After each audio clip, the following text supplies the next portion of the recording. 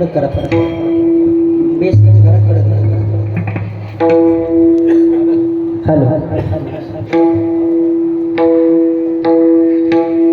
रामकृष्ण हरी हरी जय जय रामकृष्ण हरी जय जय रामकृष्ण हरी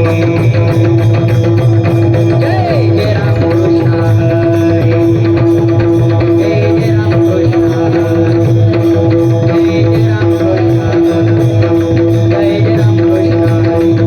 हरी जय जय रामकृष्ण हरी जय जय रामकृष्ण हरी रामकृष्ण हरी रामकृष्ण हरी रामकृष्ण हरी जय जय रामकृष्ण हरी जय जय रामकृष्ण हरी जय जय रामकृष्ण हरी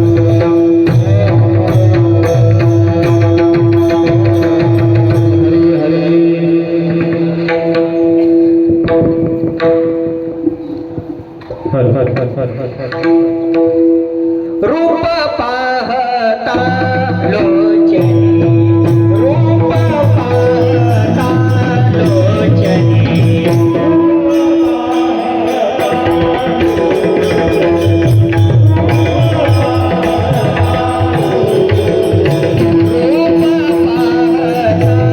लोचनी रूप पाहता लोचनी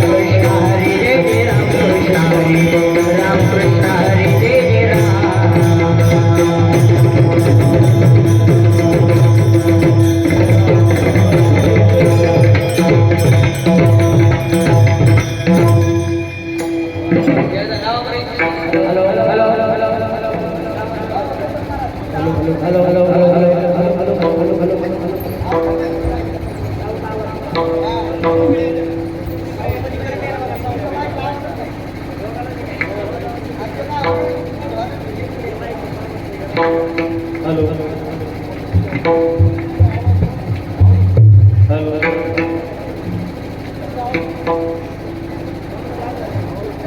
हॅलो हा sir hello hello hello hello Waghmare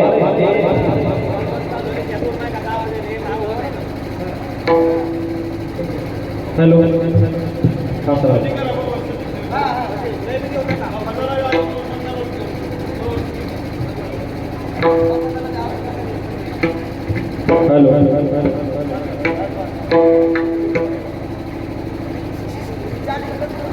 hello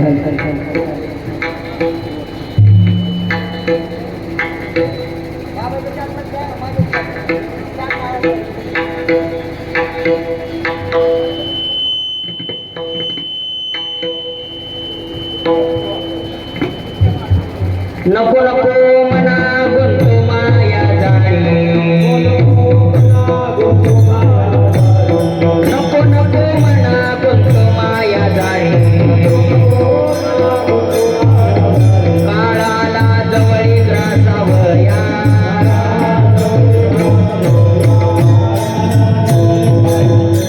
काळाची उडी पडेल बाजवा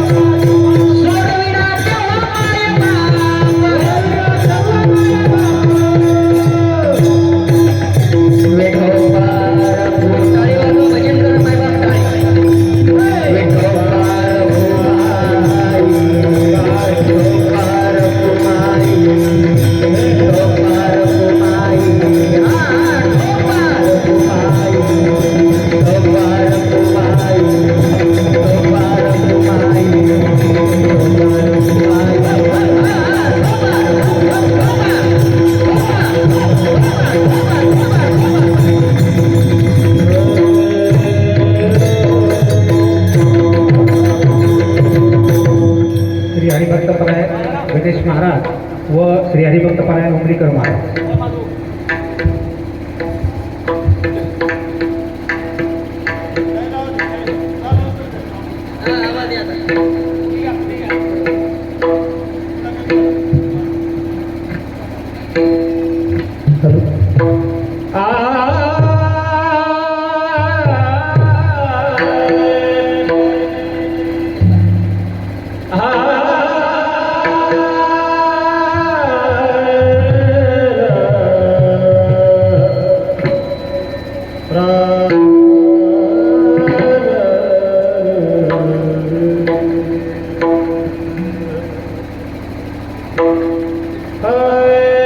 नको नको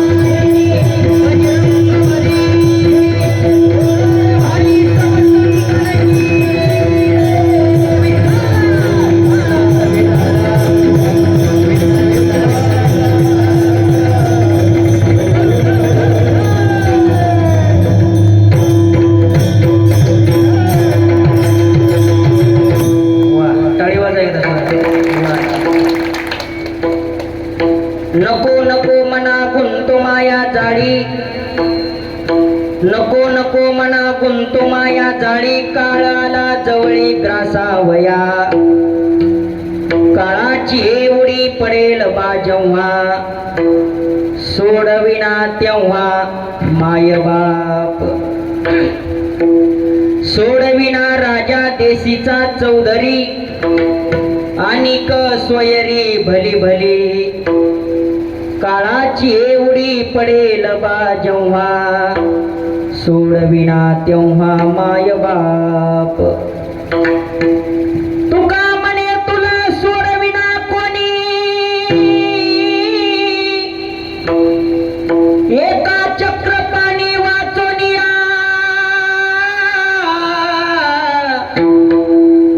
काळाची एवढी पडेल बा जेव्हा सोडविना तेव्हा माय बाप विठ्ठला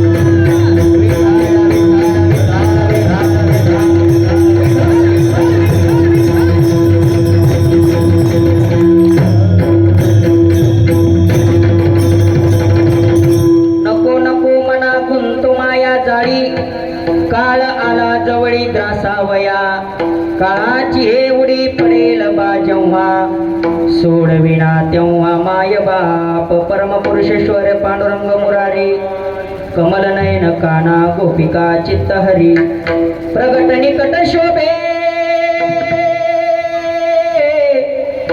रुक्मिणी रम्यवाणी सदैव हासं विठ्ठलं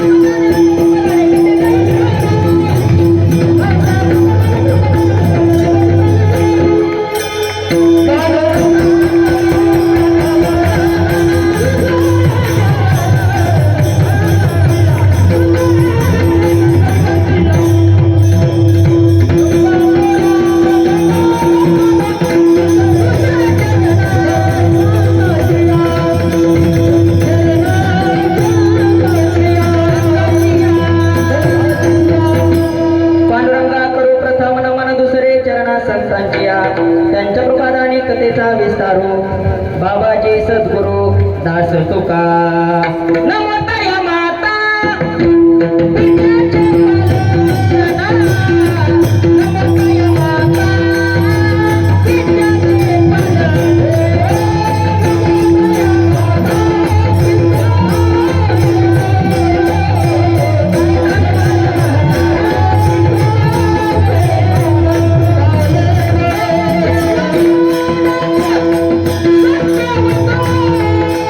Namo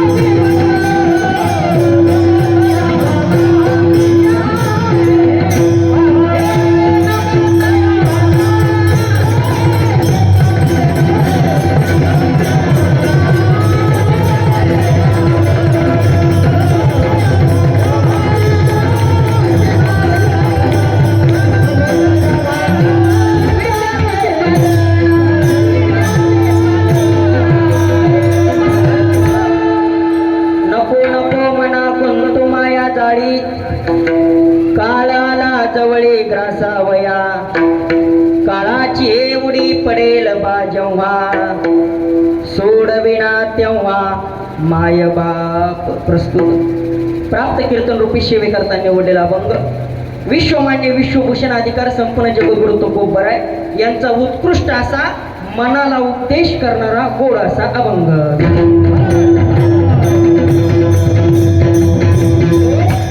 अभंगावर दोन शब्द बोलण्यापूर्वी थोडासा परिहार तो म्हणजे असा कार्यक्रम कोणत्या निमित्ताने सर्वांना ज्ञात आहे. आपल्या गावातील वैकुंठवासी एकनाथ नारायणराव इंगळे यांचा हा गोड जेवणाचा निमित्ताने चालू असलेला सुंदर असा कार्यक्रम आहे. कारण गरुड पुराण असं वर्णन करून सांगतं सज्जनानो, जोपर्यंत आपले आई वडील जिवंत आहेत तोपर्यंत लेकरांना आपल्या वडिलांची आईची सेवा करायची.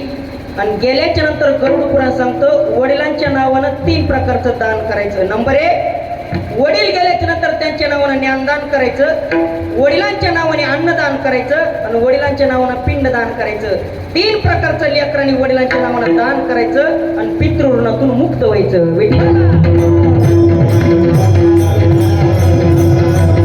कारण आपल्यावर पितृचं ऋण आहे. आणि विशेष म्हणजे आजचा दिवस लेकराच्या जीवनातला बबन महाराज खूप मोठा पर्व काळ सांगितला ज्ञानोबारायांनी. ज्ञानोबाराय म्हणतात आणि शास्त्र सुद्धा वर्णन करून सांगतं सजनो, पुरुषाशी पर्व काळ जन्मात जोडे एक वेळ माता पित्याचा अंत काळ धर्माची ती वेळ अति पवित्र. ज्ञानोबाराय म्हणतात सोम सूर्यादिक ग्रहणे यवनी ठाकती पारवणे माता पितर मरणे अंकित जे का दिवस.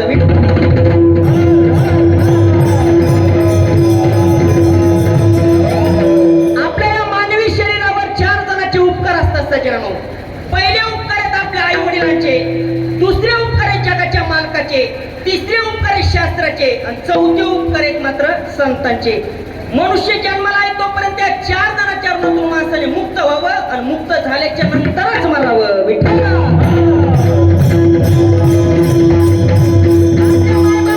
आपल्यावर उपकार कुणाचे येत नाही.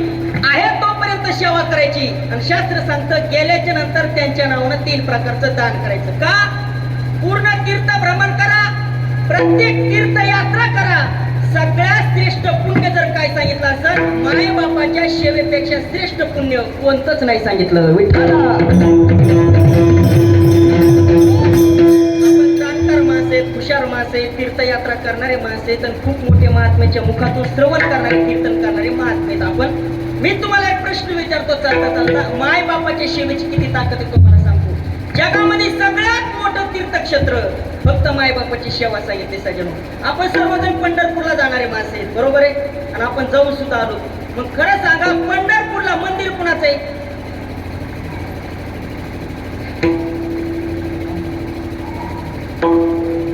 हॅलो, कसं करू? पंढरपूरला मंदिर कुणाचं आहे दादा? पांडुरंगाचं आहे, सगळ्याला माहिती. आणि चंद्रभागेत कुणाचं आहे? पुंडलिकाचे. मग मला खरं सांगा पुंडलिकामुळे विठ्ठलाला किंमत आहे का विठ्ठलामुळे पुंडलिकाला किंमत आहे? पुंडलिकामुळे विठ्ठलाला किंमत आहे. बरं पुंडलिकामुळे विठ्ठलाला किंमत आहे का पुंडलिकानं 2 जणांची सेवा केल्यामुळे विठ्ठलाला किंमत आहे? पुंडलिकानं फक्त आई वडिलांची सेवा केली. माय बापाच्या सेवेची ताकद पंढरपूरच्या विठ्ठलाला पंढरपूरला यावं लागलं. विठ्ठला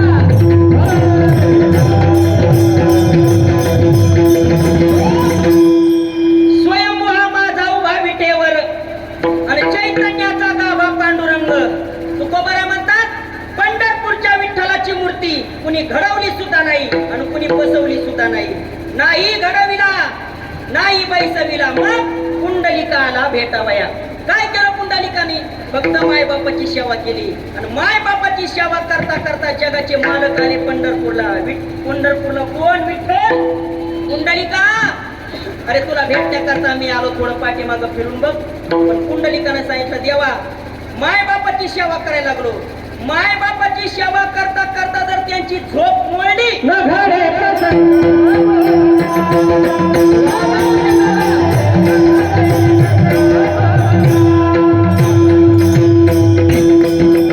प्रसंग बोलण्याचा न घडे प्रसंग बोलण्याचा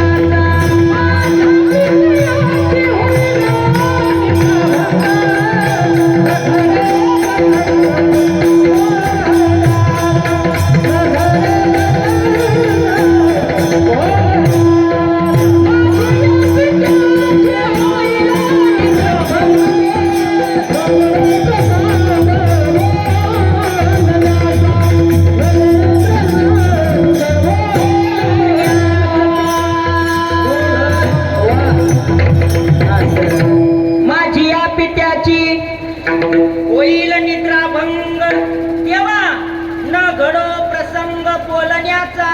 तेव्हा जास्त बडबड करू नको, माय बापाची सेवा करायलो. कोण बोलतोय? कुंडली. कुणाला? जगाच्या मालकाला. आतापर्यंत ज्याच्या भेटी करता आपण तरसलो, आपल्या अजून स्वप्नात बी नाही, पण त्या जगाच्या मालकाला कुंडलिक राय म्हणते देवा बडबड करू नको, माय बापाची सेवा करायला नको. मग कुंडलिकाला सांगितलं जगाच्या मालकाला, कुंडलिका आई वडिलांना झोप लागेपर्यंत मी काय करू? कुंडलिकाने वीट घेतली माग फेकली. ऐसा कैसा रे तू भीट, मागे फिरकाविली वीट. आणि त्या विटेवर जगाच्या मालकाला उभा राहावा लागलं. कुणाच्या सेवेच्या बळावर? पितृपुण्य सेवा लागला निधान.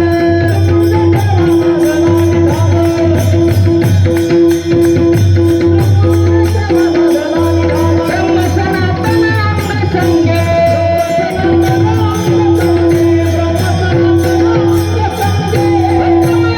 सेवेची ताकद. आणि आज ते आपण पंढरपूरला जर गेलोत ना, आपण वारकरी माणसे, पंढरपूरला गेल्याच्या नंतर दादा अगोदर विठ्ठलाचं दर्शन नाही बरं का, चंद्रभागेचं स्नान आहे, मग कुंडलिकरायाचं दर्शन आहे. आणि कुंडलिकाच्या मंदिरामध्ये गेल्याच्या नंतर प्रत्येक वारकऱ्याच्या डोळ्यामध्ये पाणी येतं. आणि प्रत्येक वारकरी कुंडलिकरायाला विनंती करतो, कुंडलिका अरे या जगाच्या पाठीवर खूप मोठा उपकार केलास, माय बापाची सेवा केली आणि माय बापाच्या सेवेच्या बळावर जगाच्या मालकाला उभं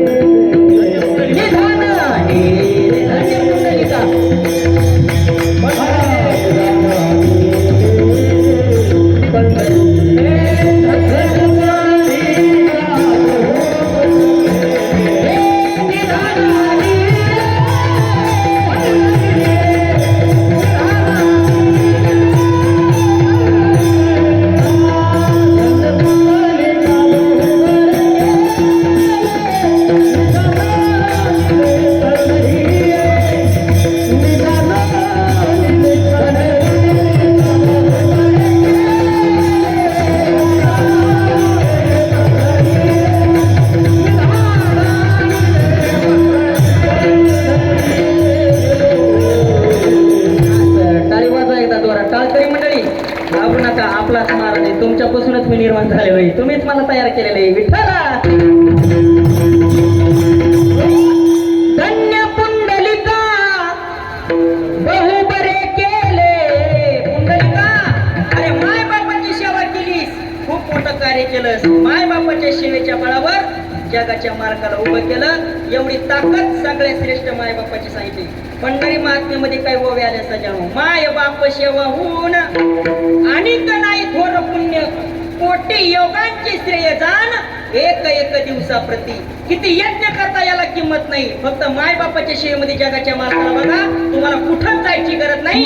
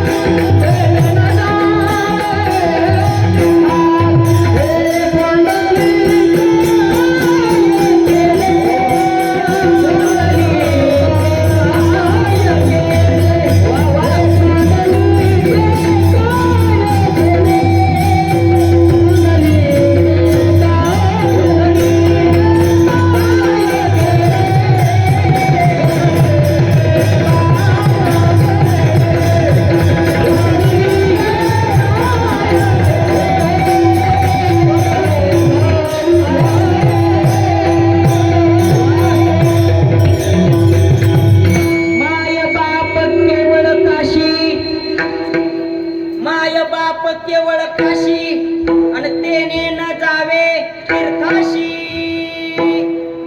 खूप पडता काळ आहे सज्जनांनो. विचित्र काळ आहे हा सध्याचा काळ. कसा आहे विचित्र? लोकांकडे पैसा भरपूर आला बघून म्हणा, पण सध्याच्या काळामध्ये बाबा लोकाला मायबापाची सेवा नको वाटायली. आणि अशा पडत्या काळामध्ये आमचे रमेश भाऊ जर वडिलांच्या नावानं ज्ञानदान अन्नदान जर करत असतील, मी त्यांना धन्यता देणार नाही. धन्य माता पिता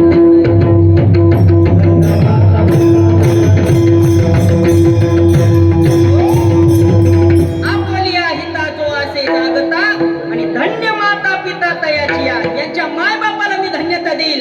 कुळी कन्या पुत्र होती जे सात्विक. आजच्या काळामध्ये या कलियुगामध्ये लोकांकडे कोटीनं पैसा झाला, पण जिवंत मायबापाला कोणी सांभाळायला तयार नाही. सजनो जिवंत मायबापाला विचित्र काळ आलाय.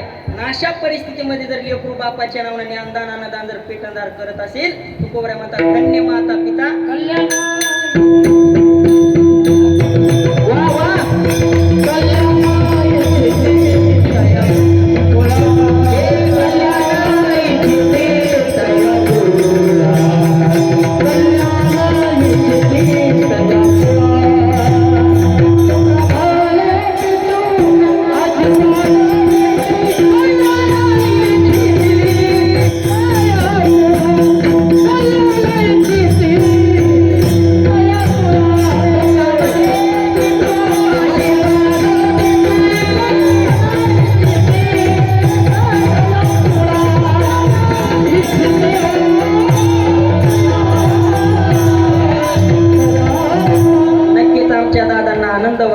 माझ्या लेकरांनी मी होतो तेव्हा सुद्धा सेवा केली. आणि मी गेल्याच्या नंतर शास्त्राप्रमाणे संत महात्म्याच्या परंपरेनुसार जर भजन कीर्तन जर करत असतील, तर आमचे बबन महाराज म्हणतात धन्य माता पिता दयाची या. नाही वरून पितर लेकराला आशीर्वाद दिल्याशिवाय राहत नाही. कल्याण इच्छिती तया कुळा, तुका म्हणे पितृ आशीर्वाद देती. हे पितर आशीर्वाद सुद्धा देतात आणि शाप सुद्धा देतात. नाही केल्यावर शाप देतात. हा कटा त्याचे करीते पितर. कधी? अरे मी होतो तेव्हा सुद्धा माझ्या लेकरानं सेवा केली नाही. अरे याच्याकरता किती कष्ट केले मी. जमीन विकत घेतली, घर बांधलं, आणि मी मेल्याच्या नंतर जर वर्षातून 4 पात्र जर माझ्या नावानं जर उठवत नसल, तुकोबऱ्या म्हणतात ते तळमळीनं लेकराला शाप देत असतात. हा कटा त्याचे करीती पितर. मग कीर्तन झाल्यानंतर बरेच लोक म्हणतात महाराज घरामध्ये पैसा भरपूर आहे, पण सुख नांदत नाही आमच्या घरात. थोड्या कारणावर घरामध्ये माय लेकीचं पटत नाही. पैसा भरपूर आहे पण घरामध्ये सुख नांदत नाही.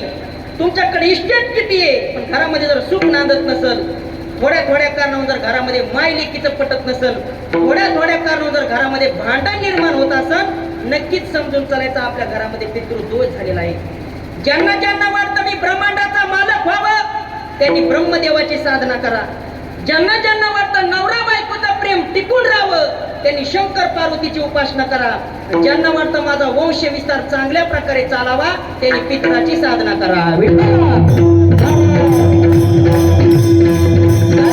शरीरावर जितके अवयव आहेत तितक्या अवयवाची वेगवेगळी दैवता सांगितली. हाताची दैवता वेगळी आहे, पायाची दैवता वेगळी आहे, डोळ्याची दैवता वेगळी आहे. तसं आपल्या शरीरामध्ये वाहतं रक्त आणि रक्ताची दैवता आहे पितर. आणि ते जर असंतुष्ट राहिले, आपल्यापासून निर्माण होणारी संतती विकलांग घरामध्ये जन्माला येते.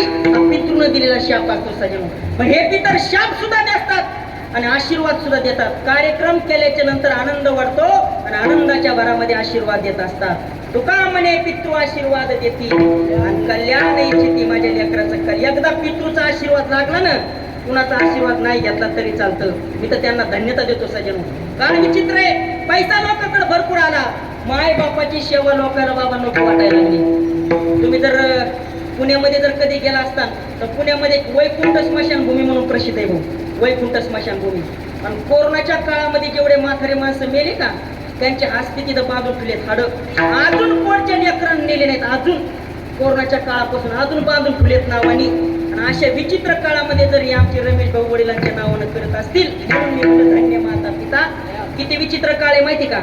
परवा दिवशी मला फोन आला भाऊ, पैठणून फोन आला. श्रीमंत घरातला फोन आला. म्हणे हॅलो दिगंबर महाराज बोलले का हातगावकर? म्हणलं हो मीच बोललो. त्यांनी सांगितलं महाराज आपल्या वडिलांचा दावा करायचा पैठणच्या घाटावर. म्हणलं ठीक आहे करू या. म्हणलं तुम्ही सगळेजण. ते म्हणे महाराज पैसे किती लागतील ते सांगा, पण माझं येणं होणार नाही. दावा कुणाचा?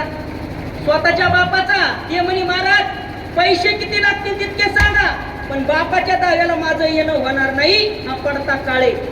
मी बी कचून सांगितलं गणेश महाराज. किती सांगितलं तुम्हाला, कीर्तना सांगत नाही बैठक.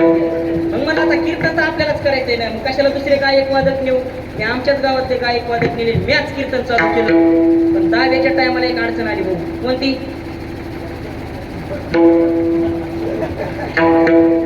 कोणती अडचण आली? चेपी करायची. मी त्याला फोन लावला, म्हणलं भाऊ सगळं नियोजन मी केलं, म्हणते टक्कल दाव्याला कोणाचं करू. तेव्हा म्हणे ज्याचं कीर्तन ठुलं त्याच करा, पण मी काय येत नाही. असण्यासारखं वाटायलंय. हा पडता काळ आहे. आजच्या काळामध्ये लोकांकडे पैसा भरपूर झाला, पण माय बापाची सेवा लोकांना नको वाटायली. अशा पडत्या काळामध्ये आमच्या रमेश भाऊ करता एकदा जोरात टाळी वाजवा. असे कुळी कन्या पुत्र होती के साथिक कुणाच्या बी घरात घडत नाही. माय बाप गेल्यानंतर भजन घडण्याकरता भाग्यवंत घरी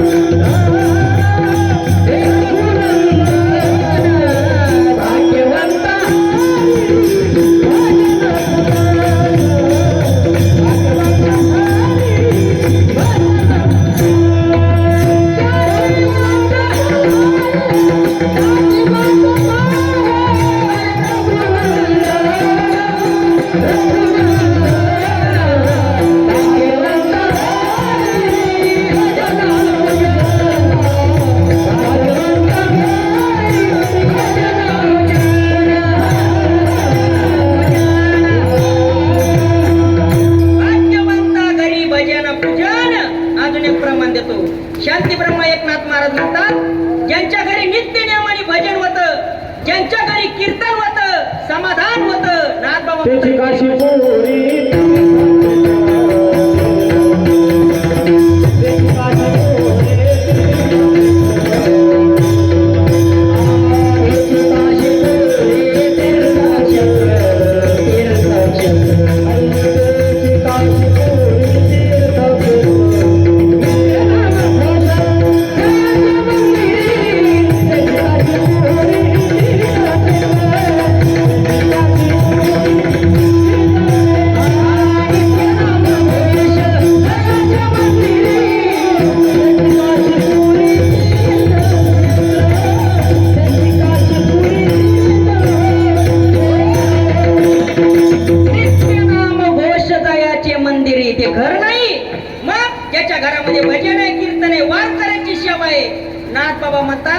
काशीपुरी तीर्थक्षेत्र, त्याला तीर्थक्षेत्र माना, जिथं संतांचं पूजन होतं. मग आपल्या वडिलांच्या नावानं भजन केलं, कीर्तन केलं, आनंद प्राप्त झाला.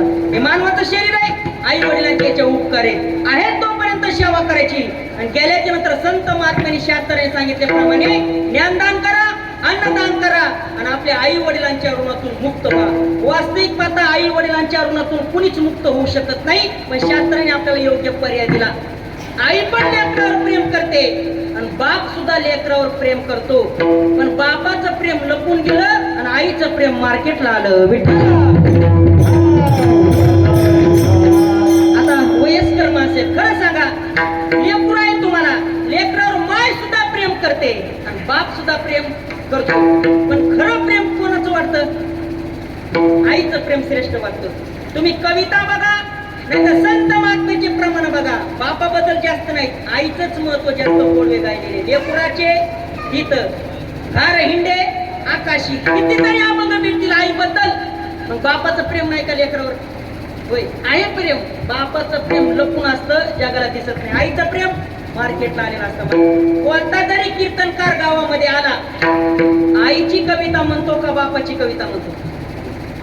आईची कविता म्हणतो. कोणता कीर्तनकार असं म्हणलं का, बाप माझा मायेचा सागर म्हणलं? नाही नाही. मग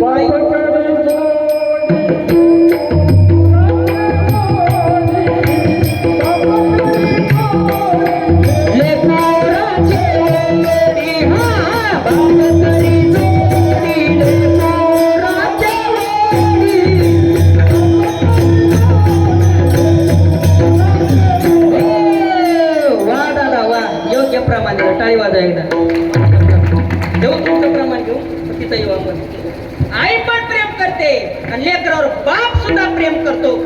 पण प्रेम करण्याची पद्धत बघा, आपण सगळे सांसारिक माणसे. लेकरावर माय पण करते ना, आणि बाप बी प्रेम करतो.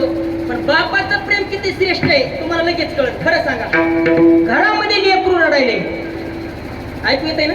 घरामध्ये लेकरू रडत आहे, लेकराला माय सुद्धा उचलते आणि लेकराला बाप सुद्धा उचलतो. पण उचलण्याची पद्धत बघा, घरामध्ये लेकरू रडत असताना आई लेकराला उचलते. आई लेकराला कडेवर घेते का खांद्यावर घेते? तुम्ही बोलता का मी घरी जाऊ? हा, मोकळं बोला. लेकरू रडत असताना आई लेकराला कडेवर घेते का खांद्यावर? कडेवर घेते. का कडेवर घेते? आईची एवढीच इच्छा असती, मी लेकराला कडेवर घेतल्याच्या नंतर जे मला दिसत का ते माझ्या लेकराला दिसावं, ही आईची अपेक्षा असते. आता एक प्रश्न विचारतो, घरामध्ये लेकरू रडत असताना बाप सुद्धा लेकराला उचलतो. बाप लेकराला कडेवर घेतो का खांद्यावर घेतो? खांद्यावर घेतो. काय कारण आहे? एवढंच कारण आहे, जे मला दिसत नाही का ते माझ्या लेकराला दिसावं, ही बापाची अपेक्षा असते. सध्याच्या काळामध्ये बापाचं प्रेम लपून गेलं ना. किती श्रेष्ठ प्रेम आहे बापाचं, आमच्या महाराजांनी प्रमाण दिलं. सजन माय बाप मेल्याच्या नंतर जमीन कुणाच्या नावानं होते? कोण म्हणलं महाराज लोकांच्या? माय बाप मेल्याच्या नंतर जमीन कुणाच्या नावानं होते? मुलाच्या नावावर होते. महाराज एकच अभंगलीला तुकोबारांनी बाप किती लेकरावर प्रेम करत असतो. बाप करी जोडी लेकुराचे वडी, आपुली कुरवंडी वाळवणी. कुरवंडी म्हणजे शरीर. तुकोबारा म्हणतात बाप लेकरा करता शरीर उन्हामध्ये तापवतो. आज मी उन्हामध्ये राहिलो तरी चालल, पण माझं लेकरू सुखामध्ये आनंदामध्ये बंगल्यामध्ये राहावं, ही बापाची अपेक्षा असते. सगळी किती कष्ट करतो. एकाएकी केला मी राशीचा धनी. म्हणतात किती कष्ट केले बापानं, किती इस्टेट कमवली, पण सहज लेकराच्या नावाला लिहून देतो. बापासारखं श्रेष्ठ प्रेम कुणाचंच नाही. बाप स्वाभिमानी बाळा, बाप कण खरकणा, त्याच्या हृदयात जणू लाजाळूची संवेदना. बाप तलवार ढाल, बाप पेटती मशाल, बाप जागतो म्हणून घर झोपते खुशाल.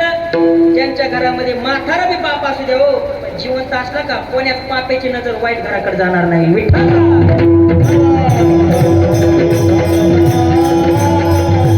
किती बापाचं महत्व काढवा सज्जनांनो. सगळ्यात श्रेष्ठ प्रेम घरामध्ये बापाचं प्रेम लपून आहे. सज्जन लपून. लपून म्हणजे नारळासारखं प्रेम आहे बापाचं. नारळासारखं बाहेरून कठीण आहे, पण फोडल्याच्या नंतर अमृताचा पाना देणारा बापाचा प्रेम दिसत नाही. सज्जनांनो, किती बाप लेकरा करता त्रास सहन करून घेत असतो. बापाचं महत्व ऐका.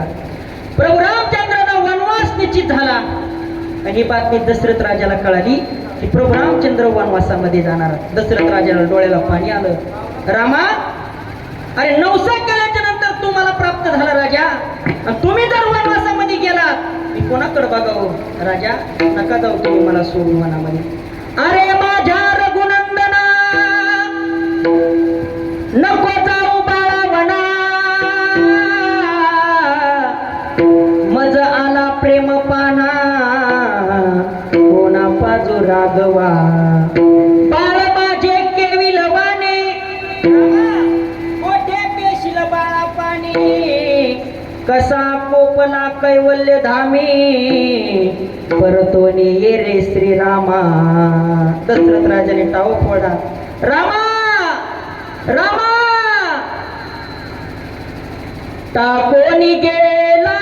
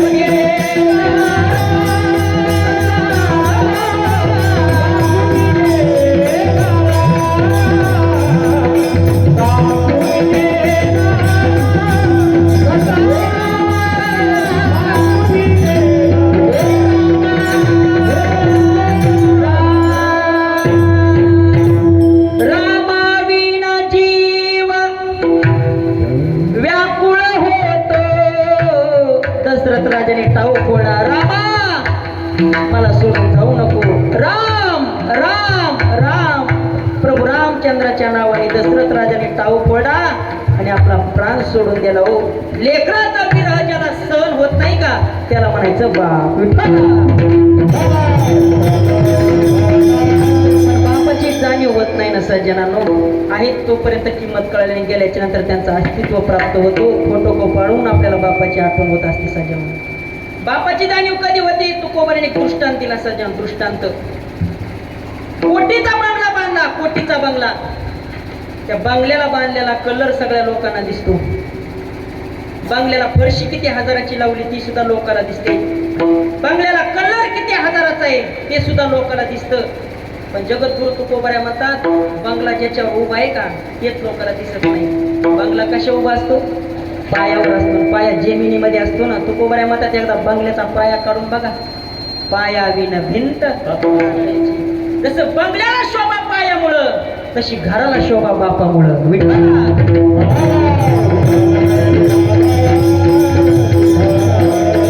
अस्तित्व आनंद होत असतो. बापासारखा कोणाला आनंद होणार असतो सज्जनांनो.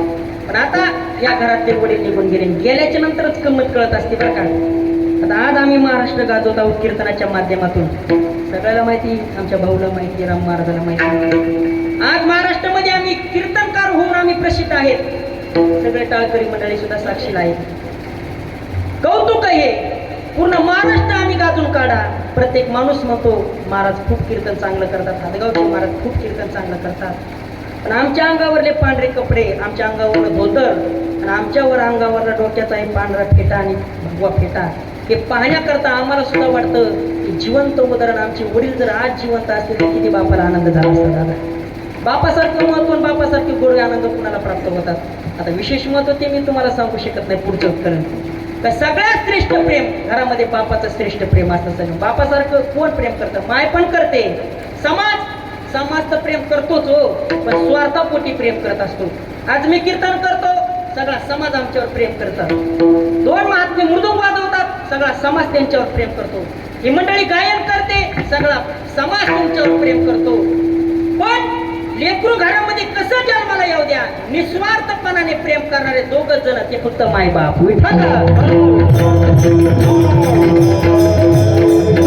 तीर्थयात्रा, तीर्थक्षेत्र तुम्हाला करायचीच गरज नाही. ज्याला घरातले माय बाप कळले का त्याला कोणती तीर्थयात्रा करायची गरज नाही. या जगामध्ये 4 तीर्थक्षेत्राला विशेष महत्व दिलं. हे 4 तीर्थक्षेत्र सांगतो आणि कीर्तन संपवतो. फक्त 4 तीर्थक्षेत्र घरी घेऊन जा. नंबर 1, या जगामध्ये असं एक पवित्र तीर्थक्षेत्र आहे. त्या तीर्थक्षेत्राचं तुम्हाला स्नान घडलं, दुसरीकडे जायची गरज नाही. त्या तीर्थक्षेत्राचं नाव आहे समुद्र. ज्याला समुद्राचं स्नान घडलं त्याला कुठं जायची गरज नाही. अवघ्या आल्यावर मी एकमय. कारण समुद्राला का पवित्र तीर्थक्षेत्र मानलं? या जगातल्या जेवढ्या गंगा नद्या असतील मुक्कामाला समुद्राला जातात. दिवसभर किती बी धावाधाव करू द्या, मुक्काम त्यांचा समुद्र. नाही समजलं का? सोपं सांगतो. एसटी दिवसभर कुठं बी फिरू द्या, मुक्कामाला कुठं जाते? डेपो मध्ये. तसं गोदावरी, यमुना, गंगा, सरस्वती जेवढ्या नद्या असत्या दिवसभर फिरू द्या, पण मुक्कामाला समुद्राला जातात. शास्त्र सांगतं ज्याला समुद्राचं स्नान घडलं त्याला दुसऱ्या ठिकाणी स्नान करायची गरज नाही. बोरगावचे माणसं म्हणजे महाराज समुद्र 550 किलोमीटर, तर काही जाणं शक्य नाही. तुम्हाला समुद्राला जाता आलं तरी चालल. 2 नंबरचं शास्त्र तीर्थक्षेत्र सांगितलं चंद्रभागा.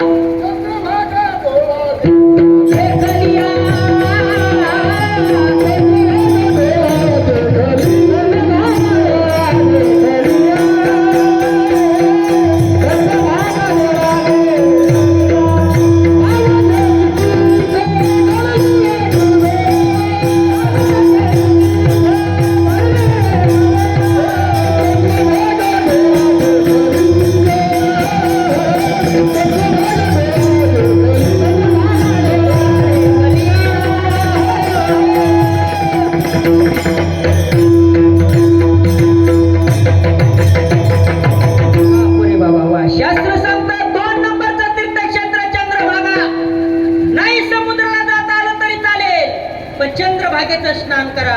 लोक म्हणले महाराज चंद्रभागा आषाढीचा 16 आहे, श्रावण महिना आहे, अहो तिथं चालायला जागा नाही, तुम्ही म्हणता स्नान करा.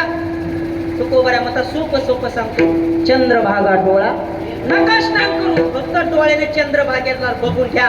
अवघीच तीर्थे घडती एक वेळा. सगळे तीर्थक्षेत्र मुक्कामाला पुंडलिकाच्या शेजारी म्हणजे चंद्रभागेला येतात. हे हातगावचे दिगंबर महाराज सांगतात म्हणून विश्वास ठेवू नका. वारकरी संप्रदायाची ज्यांनी स्थापना केली त्यांचं नाव आहे भगवान शंकर. ओम नमो शिवादी. नाही नाही, एका जनार्दनी वैष्णव आणि शिरोमणी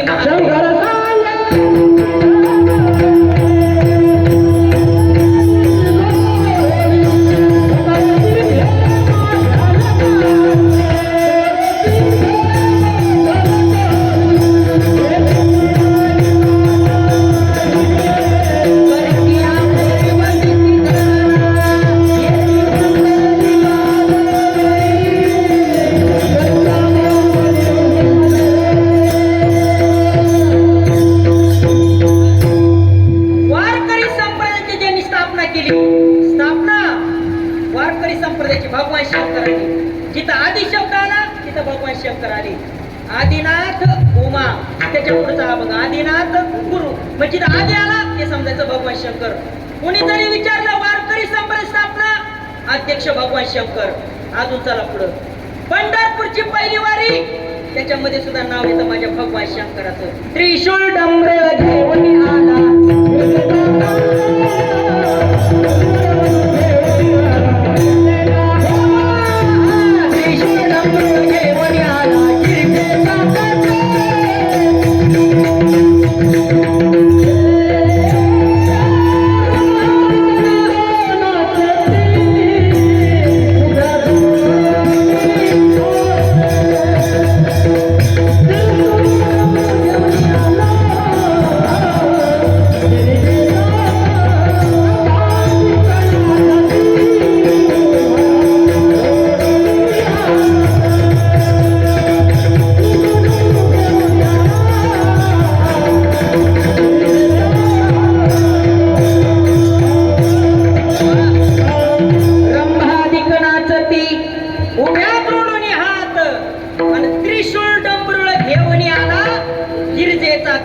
गिरजा म्हणजे जगदंबा, कांत म्हणजे पती भगवान शंकर. पंढरपूरची पहिली वारी केली आणि ते भगवान शंकर उपदेश करून सांगतात चंद्रभागा किती श्रेष्ठ आहे. शंकर सांगे ऋषी जवळी, सकाळ तीर्थे मध्यान काळी, येती पुंडलिका जवळी, करीती आंघोळी, वंदिती चरण. इतकं श्रेष्ठ चंद्रभागा सांगितली. 2 तीर्थक्षेत्र संपले. कोणकोणते गेले इसरून. तुम्ही इसरून जाता म्हणून तर आमचं दुकानं चांगली चालायला लागली. या जगात 4 तीर्थक्षेत्र विशेष सांगितले, त्याच्यातले 2 तीर्थक्षेत्र मी तुम्हाला सांगितले. कोणकोणते? नंबर 1 समुद्र आणि चंद्रभागा. आता राहिले किती? 2 राहिले. आता बघू पुढच्या नंतर लगेच सांगा. नंबर 3चं तीर्थक्षेत्र आहे नाशिक जिल्हा, त्र्यंबकेश्वर नावाचं तीर्थक्षेत्र.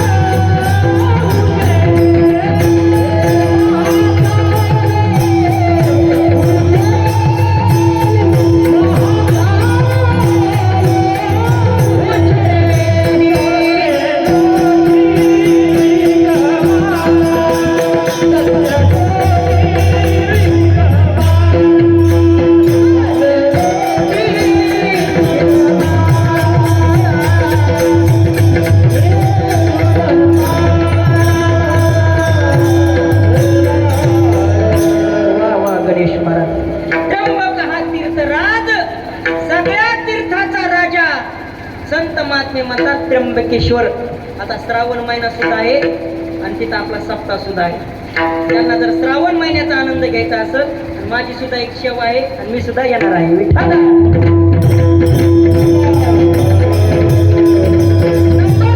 तीर्थक्षेत्र सांगितलं त्र्यंबकेश्वर. तीर्थाचा राजा त्र्यंबकेश्वर. तिथं सकाळी तीर्थे निवृत्तीचे पायी मनाला उपदेश केला, म्हणा तिथं तू मुक्काम कर. का? सगळे तीर्थ तिथं मुक्कामाला येतात. कुठं? त्र्यंबकेश्वरला. नंबर 3चं तीर्थक्षेत्र सांगितलं त्र्यंबकेश्वर. एक जण सांगितलं, महाराज मला समुद्राला जाणं होणार नाही आणि मला चंद्रभागा सुद्धा बघता येणार नाही आणि मला त्र्यंबकेश्वरला नाशिकला सुद्धा जाता येणार नाही. सोपं तीर्थक्षेत्र सांगा ना, चौथं कोणतं आहे? शास्त्र सांगतं नका समुद्राला जाऊ, नका चंद्रभागा पाहू, नका त्र्यंबकेश्वरला जाऊ. त्याला माय बापाच्या सेवेमध्ये देव कळाला का त्याला कुठं जायची गरज नाही. 4 नंबरचं तीर्थक्षेत्र माय बापाची सेवा. पृथ्वी प्रदक्षिणा 3 पयशी, 2 लक्ष प्रदक्षिणा वाराणसी, 1 नमस्कार करिता माता पित्याची इतुके पुण्य होय. विठ्ठला.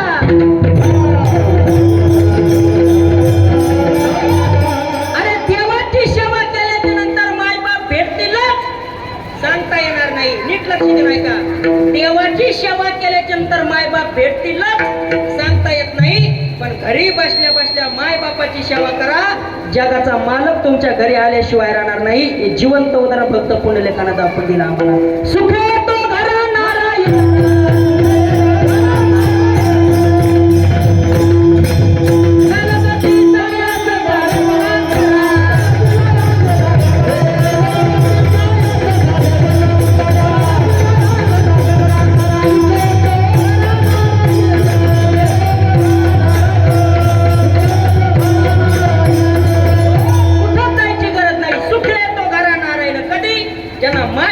सेवेमध्ये देव दिसला. नंबर 4चं तीर्थक्षेत्र सांगितलं कुठं जाऊ नका, माय बापाची सेवा करा.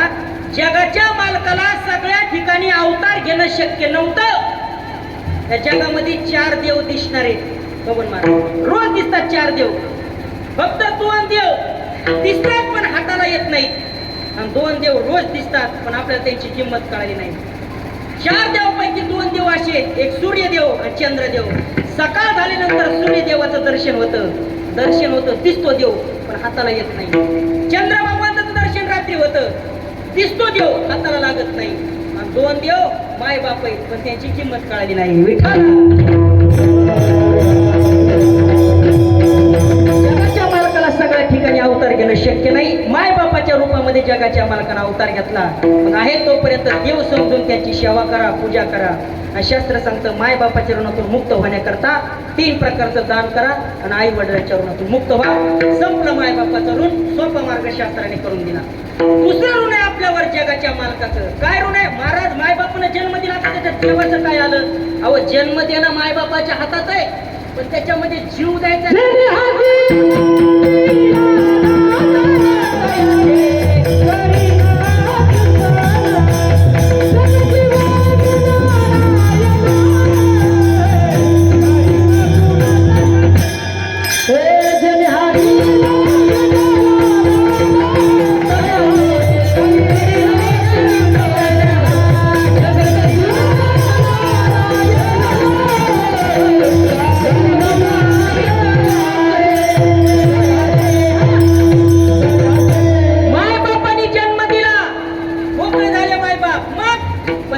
जीवदान द्यायचंय का नाही हे जगाच्या मालकानं जीवदान दिलं. तुम्हाला मला जीवदान मग काय नाही. जीवदान दिलं ना हे सुद्धा जगाच्या मालकाच्या आपल्यावर उपकार आहेत. त्यांच्या नावाने भजन करायचं, जगाच्या मालकाच्या ऋणातून मुक्त व्हायचं. एक जण म्हणे महाराज भजनच करायचंय ना बाबा, भजनच करायचंय ना. म्हातारपणात करतो ना, हे तरुण पण आहे माझं. साधू संत म्हणले सावधान राजा, अरे ग्रास गिळे सत्ता हाती नाही. भोजन करण्याकरता बसलेला माणूस मोडलेला घास तोंडामध्ये जाईल का नाही याची सुद्धा शाश्वती नाही. आणि तुम्ही म्हणतात मी म्हातारपणात भजन करील. म्हातारपणामध्ये भजन करू वाटतं पण करता येत नाही. म्हातारपणामध्ये दान धर्म देऊ वाटतो पण देता येत नाही. का? सत्ता निघून गेलेली असते. तुम्हाला वाटत मी म्हातारपणात भजन करील पण नामदेव महाराज म्हणतात म्हातारपणाची तुमची अवस्था बघायची एकदा कशी. आयुष्य भरली यासाठी, आयुष्य भरली यासाठी, आयुष्य भरली यासाठी.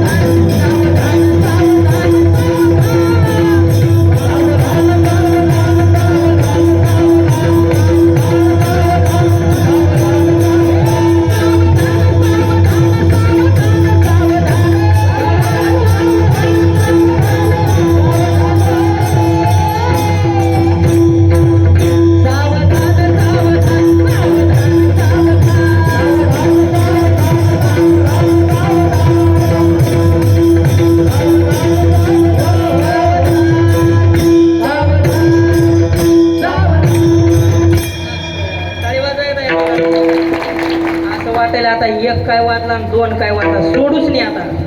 तुम्ही बसता का 2 वाजता बसता का?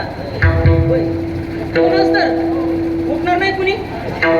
मला काय भरोसा वाटत नाही. एकदा हात वर घ्या बरं पुरुष मंडळी. किती जणाला कीर्तन बंद करू वाटायला हात वर करा. आता हे कार्यक्रम आहे आपल्या गंगापूजनाचा आहे, जास्त नोटीस नाही. विठाला सावधान राजा. अरे तुला वाटत मी म्हातारपणामध्ये भजन करील, पण नामदेव महाराज म्हणतात म्हातारपणाची अवस्था आहे का? तुकोबराय सुद्धा म्हणतात खोबऱ्याची वाटी झाले आईशे मुख आणि कळत असे नाक श्लेष्मपुरी. खोबऱ्याच्या वाटीसारखं थोबड होते कधी? म्हातारपणात. कसं माहिती का? असं इकडं बघा, हे दाबड मध्ये जातात कधी? म्हातारपणामध्ये. पण तेव्हा भजन म्हणता येत नाही. गावात महाराज लोक आले की म्हणतात विठाला विठाला म्हणा, त्याला विठाला सुद्धा म्हणता येत नाही. दात नसल्यामुळे ते इथाला इथाला करते का? अवस्था तशी. कशी अवस्था होती? नामदेव महाराज म्हणतात आयुष्य सरली यासाठी गेलं आयुष्य निघून, मग तुझ्या हाती येईल काठी, मग चावेना भाकर रोटी आणि नाक हनवटी लागली. राजा म्हातारपण यायच्या अगोदर नामदेव महाराजांनी सावध केलं आणि वयाच्या 22व्या वर्षी देव बाप्पांनी सावध केलं. विठ्ठल आता सावध.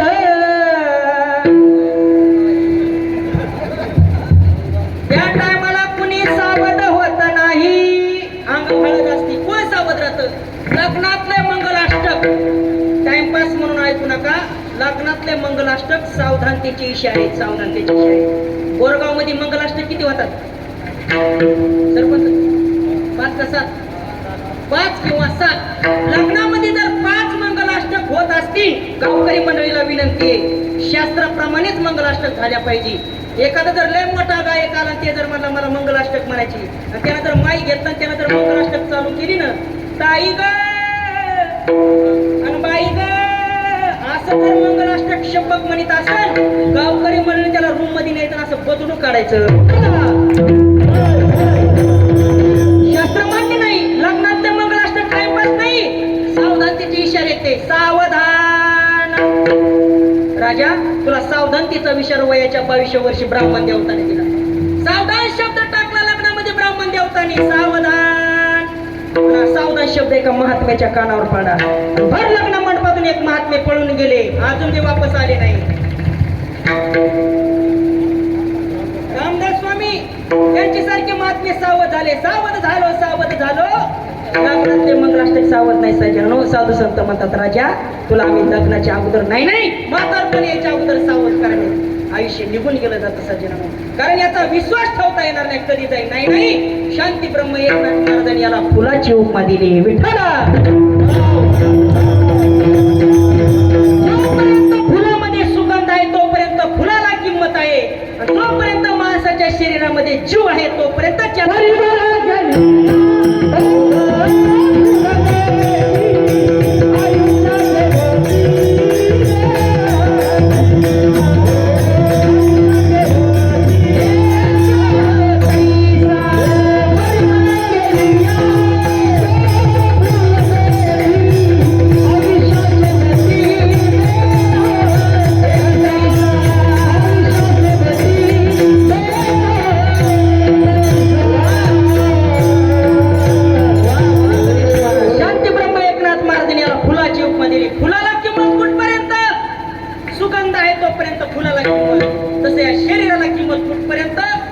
जीव आहे. राम आहे तोपर्यंत. राम निघून गेला काही किंमत नाही.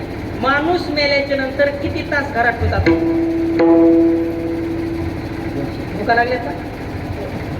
माणूस मेल्यानंतर किती तास घरात होतात? किती? 4 ते 5 तास. एखादा लांबचा जर पाहुणा राहिला असेल तर 6 तास धरून चला. लय पैशावाला पाहुणा राहिला असेल तर लय झालं 7 ते 8 तास. मग 8 तास झाल्याच्या नंतर घरात ठेवतात का? काढा काढा म्हण.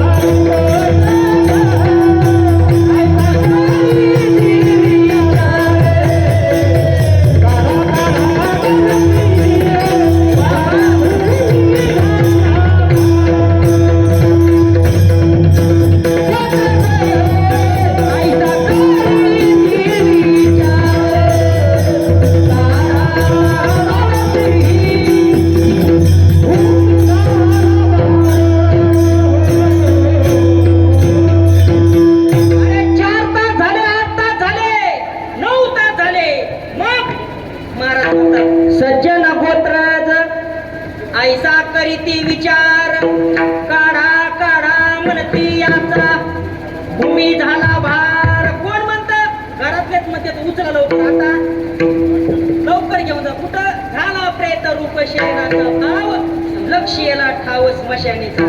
काय वाटत असेल त्याला मला डोळ्यातून पाणी येतं काय वाटणार नाही. आराम के सब संग साथी जब वक्त बड़ा तब कोई नहीं मतलब के दुनिया में सब लोग कोई किसी का नहीं. जब टिकट मिला है जाने का तेरा और की मशानों में जलाने वाले लाखों थे जलने वाला कोई नहीं. फक्त एकट्याला जावं लागतं ना तेव्हा म्हणतात आहे किंमत तुम्हाला कुठपर्यंत आहे तोपर्यंत भगवंताचं भजन करा. का भजन करायचं महाराज म्हणतात काळ जवळ आला. काळ आला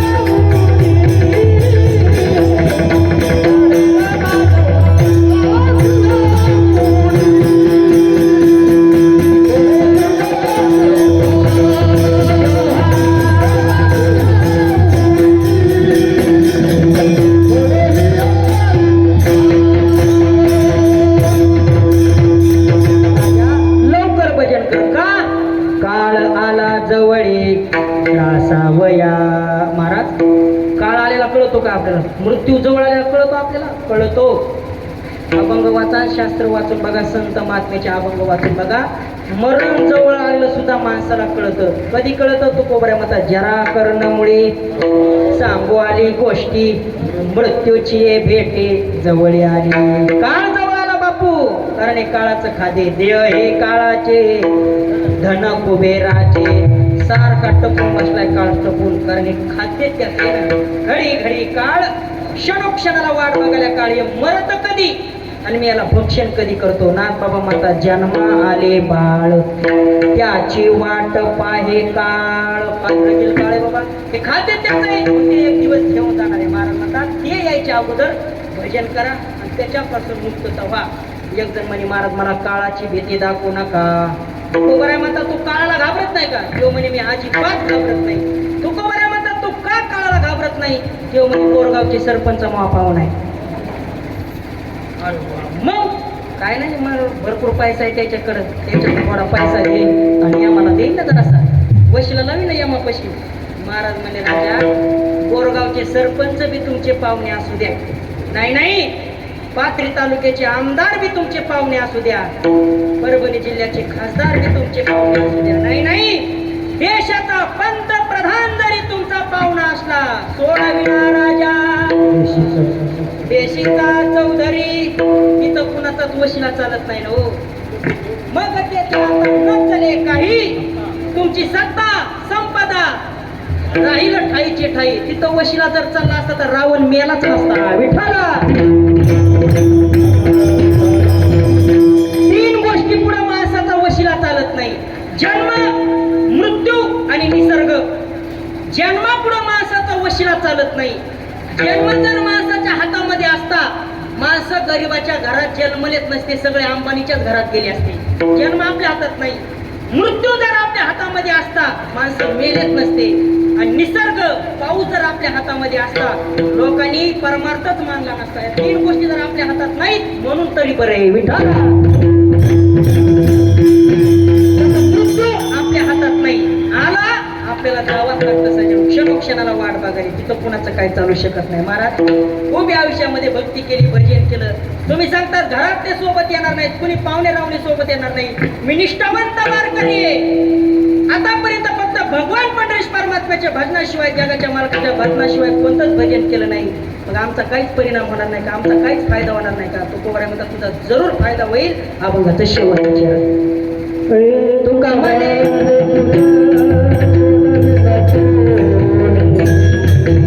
तुका म्हणे